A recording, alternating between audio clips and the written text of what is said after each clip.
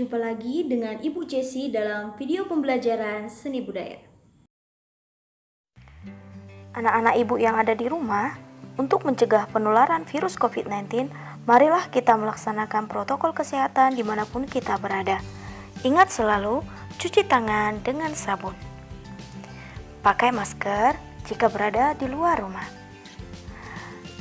Selalu terapkan physical distancing atau jaga jarak minimal 1 meter ya. Dan konsumsi makanan bergizi dan bervitamin. Anak-anak ibu, stay healthy ya dan stay at home. Baiklah anak-anak ibu, kita mulai pelajaran kita hari ini, yaitu tentang jenis dan fungsi alat musik tradisional dalam masyarakat pendukungnya. Pelajaran ini adalah pelajaran yang sangat penting bagi kita. Mengapa demikian? Nah, simak penjelasan ibu berikut ini. Ada beberapa fakta yang terjadi pada generasi muda sekarang ini. Ketika mendengar alunan musik tradisional, dia kurang menyukai. Tetapi, alunan musik barat dia sangat suka. Ketika ditanya kepada generasi muda zaman sekarang ini, apakah kamu mengenal alat musik tradisional rebab? Sebagian besar tidak mengenal apa itu alat musik tradisional rebab. Dan bahkan dia tidak mengenal apa alat musik yang berasal dari daerahnya. Itulah yang terjadi pada generasi muda saat ini. Miris sekali bukan? Lantas, bagaimana keberadaan alat musik tradisional Indonesia apabila generasi muda seperti anak-anak ibu tidak mengenal, mencintai, dan juga menjaganya? Nah, anak-anak ibu, itulah yang menjadi tujuan penting kita mempelajari materi ini. Agar anak-anak ibu sebagai penerus bangsa mengenal, mencintai, dan juga melestarikan alat musik tradisional Indonesia sehingga kelak bisa diwariskan ke generasi berikutnya.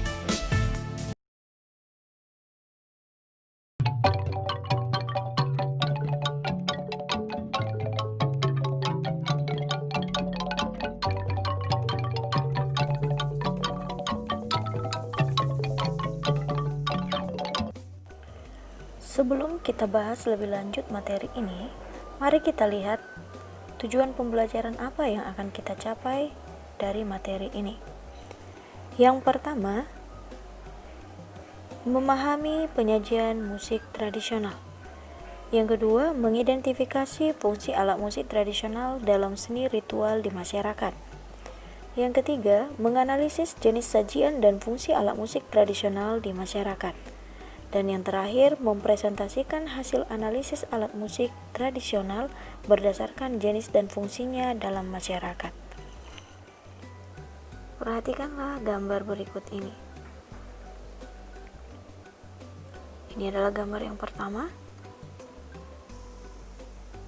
dan ini adalah gambar yang kedua. Anak-anak ibu, keberadaan alat musik telah ada sejak zaman dahulu kala. Hingga kini, keberadaannya memiliki fungsi yang berbeda-beda pula. Perhatikanlah kedua gambar tersebut. Apa yang anak-anak ketahui tentang alat musik tradisional yang digunakan dalam gambar-gambar tersebut? Apa perbedaan fungsi alat musik tradisional dalam kedua gambar tersebut? Mari kita temukan jawabannya dengan mempelajari bab ini. Fungsi alat musik tradisional dalam masyarakat pendukungnya. Sejak zaman dahulu, alat musik sudah digunakan untuk mengiringi upacara-upacara budaya atau ritual. Para arkeolog menemukan informasi mengenai berbagai alat musik yang tertera pada prasasti kuno pada 5000 sebelum Masehi di Mesir, seperti harpa, lira, gitar, mandolin, dan seruling. Pada masa itu, alat musik berperan penting untuk mengiringi kebaktian, keluhan duka, peristiwa kematian, dan perjamuan makan. Nah, di Indonesia, alat musik tradisional juga memiliki peran serupa. Dalam budaya Nusantara, alat musik tradisional memiliki fungsi-fungsi sebagai berikut. Nah, yang pertama, sebagai sarana upacara. Upacara merupakan rangkaian tindakan atau perbuatan yang terikat pada aturan tertentu menurut adat atau agama. Dalam kehidupan sehari-hari, masyarakat mempunyai banyak bentuk upacara adat yang sudah menjadi tradisi, baik dalam lingkup kecil seperti keluarga maupun lingkup yang lebih besar seperti kampung, desa, atau suku. Beberapa upacara adat yang sampai saat ini masih sering dilakukan antara lain ritual perkawinan, khitanan, kematian, dan bersih desa. Salah satu contohnya adalah upacara kematian pada masyarakat di Bali yang disebut dengan ngaben. Ngaben merupakan salah satu upacara adat yang menggunakan alat musik tradisional sebagai musik pengiring. Artinya anak-anak ibu, apabila musik tradisional tidak mengiringi upacara ini, maka upacara ini tidak sah atau tidak lengkap. Seperti itu. Nah, contoh yang lain adalah pada upacara perkawinan masyarakat Melayu yang diiringi dengan musik kompang. Kemudian ada juga ritual bersih desa. Bersih desa ini merupakan upacara adat Jawa untuk memberikan sesaji kepada danyang desa untuk membersihkan desa dari roh-roh yang mengganggu. Nah, itulah contoh-contoh ritual atau upacara yang dilakukan dalam masyarakat di Indonesia yang diiringi oleh alat musik tradisional Indonesia, sehingga alat musik tradisional berfungsi sebagai sarana upacara di dalam kegiatan-kegiatan tersebut. Yang kedua, sebagai sarana hiburan. Selain untuk kepentingan upacara, seni musik tradisional juga dapat berfungsi sebagai sarana hiburan. Contohnya, kalau ada pagelaran-pagelaran ataupun pertunjukan-pertunjukan.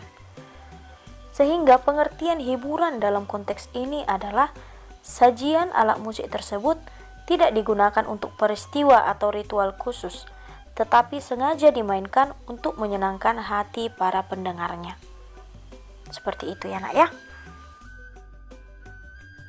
Yang ketiga yaitu berfungsi sebagai pengungkapan nilai estetis atau pengungkapan perasaan. Selain sebagai sarana upacara dan sarana hiburan, alat musik tradisional juga dapat berfungsi sebagai pengungkapan perasaan. Dengan demikian, alat musik tradisional dapat digunakan sebagai media bagi pembuat musik untuk menyampaikan sesuatu yang ada dalam hati dan pikirannya. Jadi, anak-anak ibu ada bentuk-bentuk ekspresi ya yang dibuat, misalnya dalam bentuk kritikan, dalam bentuk ungkapan jatuh cinta, atau ungkapan kesedihan. Jadi proses penciptaan karya melalui alat musik tradisional ini tidak berdasarkan untuk keperluan yang lain, seperti untuk mata pencarian, tetapi fokus pada ungkapan ekspresi pembuat musik. Nah, salah satu contohnya adalah karya Marto Pangrawit yang berjudul Layu-Layu. Nah, karya ini merupakan ungkapan ekspresi kesedihan beliau ketika ditinggal wafat oleh istrinya pada waktu itu. Kemudian ada lagi contoh yang lain, Ki Narto Sabdo yang menciptakan Gending Sarung Jagung untuk mengekspresikan begitu beratnya perasaan seseorang saat sedang jatuh cinta. Jadi untuk pengungkapan perasaan ini lebih ke bagaimana perasaan si pembuat musik ya nak ya. Jadi kalau dia sedih, dia buat musik yang sedih, maka itu berfungsilah musiknya sebagai pengungkapan perasaan. Ya, itulah contohnya. Nah, anak-anak ibu, itulah ketiga fungsi dari alat musik tradisional dalam masyarakat pendukungnya. Dan untuk contoh-contohnya bisa anak-anak ibu lihat di link berikut ini ya. Mudah-mudahan dengan mempelajari materi ini, anak-anak ibu semakin mengenal, mencintai, dan juga melestarikan alat musik tradisional kita ya.